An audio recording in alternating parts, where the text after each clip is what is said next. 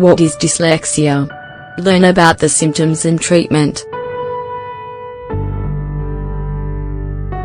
What is dyslexia?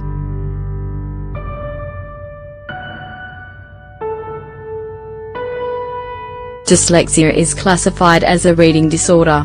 It's characterized by problems with precision and fluidity when recognizing words, making it difficult to spell. In other words, people with dyslexia have trouble reading and pronouncing words they see written.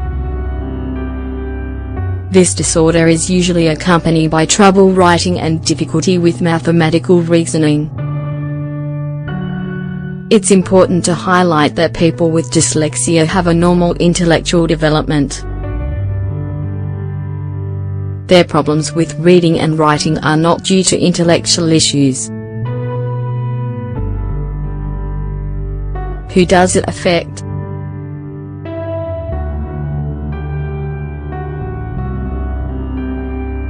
Dyslexia is an illness that, in the majority of cases, is diagnosed during childhood. Although it can easily be diagnosed in children, it is a condition that persists throughout adulthood, and this can cause serious problems. The data states that dyslexia affects between 5 and 10% of the population. At a practical level, in a primary school class of 25 children, this means at least one of them will be dyslexic. How does dyslexia affect people's lives?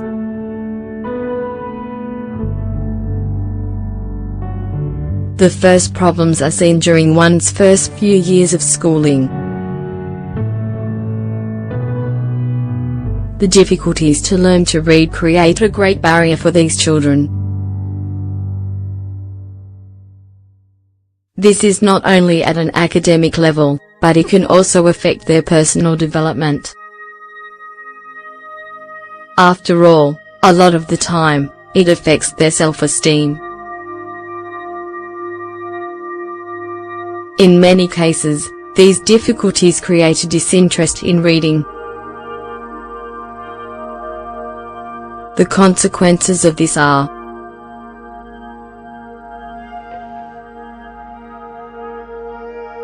insufficient or poor vocabulary problems with reading comprehension problems understanding, deducing, and coming to conclusions about difficult texts. People with dyslexia are conscious of their limitations in the large majority of cases. This explains the frequency that these people suffer from low self-esteem, anxiety, and even depression. Why does dyslexia occur?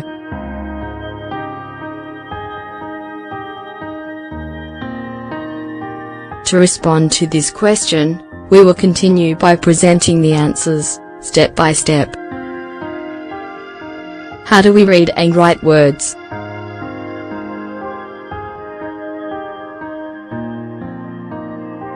When it comes to explaining how we read and write, the most accepted hypothesis is the dual root model.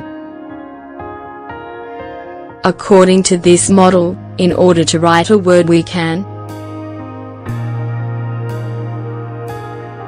retrieve it from our memory, in the case that we already know the word. This is what is called the lexical root. It is based on the visual spelling lexical store.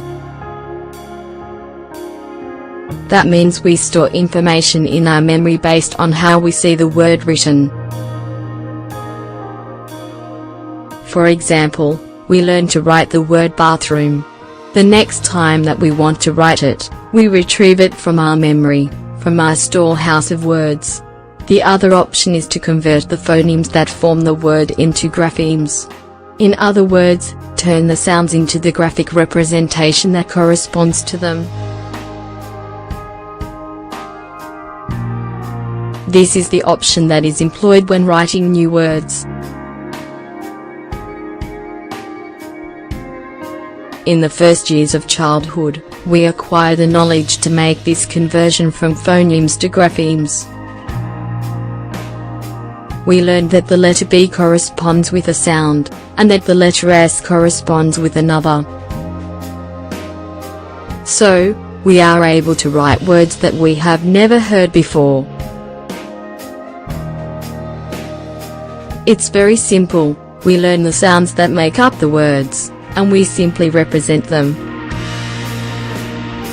This theory is based on the latest findings from brain image testing, since the existence of an anatomical base has already been demonstrated. And what happens in the brain?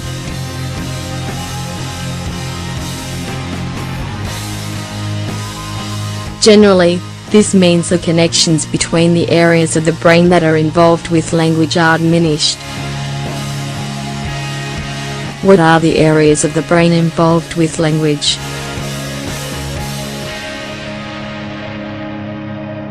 First, Broca's area. It can be found in the frontal lobe on the dominant hemisphere.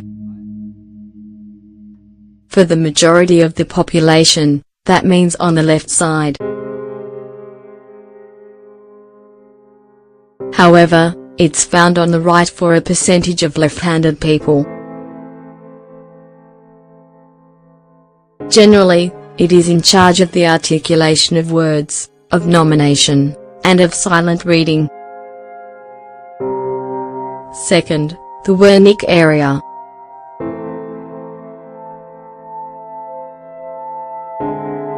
This is found between the temporal lobe and the parietal of the dominant hemisphere.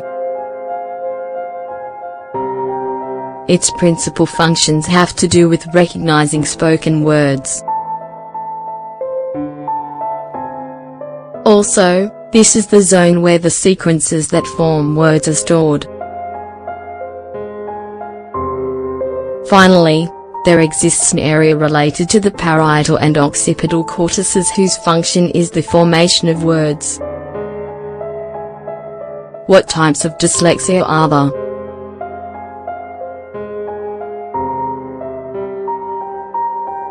Phonologic dyslexia. People with this type of dyslexia utilize the visual route. This means that they visually read the words.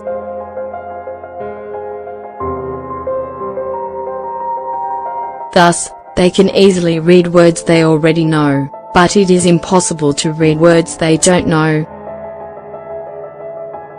Superficial, visual, dyslexia.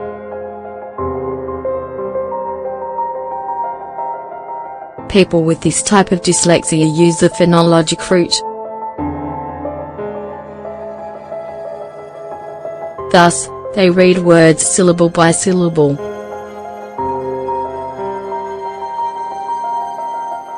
Because of this, they have a difficult time when it comes to words whose pronunciation is different than how it looks when it is written. Deep or mixed dyslexia.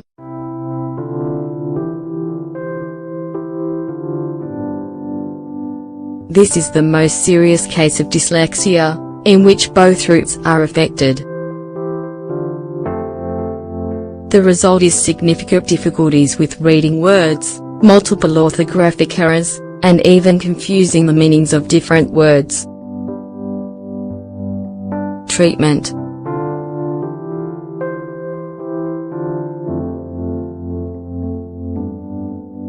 Treatment for dyslexia is extremely important for decreasing the possibility of having more problems in the long run, both academic and emotional. In fact, it has been shown that rehabilitating treatments have a huge effect on kids. Treatment generally consists of